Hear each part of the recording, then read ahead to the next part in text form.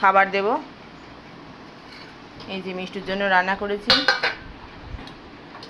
এতে দিয়েছি পেঁপে, রাঙা আলু, কুমড়ো, আর ওর জন্য যে মাংসগুলো আনি, ওই আমাদের যে মুরগি আনি সেটাই, ওই এগুলো কুচি কুচি করে রাখি আমি, মাংসটা কুচি কুচি করে রাখি, তার থেকে খানিকটা দিয়েছি এর মধ্যে, দিয়ে একসাথে সিদ্ধ করেছি। এই যে পেঁপে, এগুলো পেঁপে,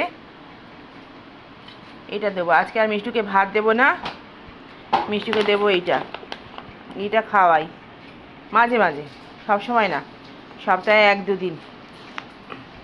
কারণ সব সময় তো ভাত রান্না নাও হতে পারে, বা বাইরে কোথাও গেলে খুব অসুবিধা হয়, সব সময় তো সব জায়গায় ভাতটা পাওয়া যায় না। এটা গরম জলে ভিজিয়ে দিলে, একটা চায়ের দোকান থেকে ডিম সেদ্ধ নিয়ে নিলেও খাওয়ানো হয়ে যায়।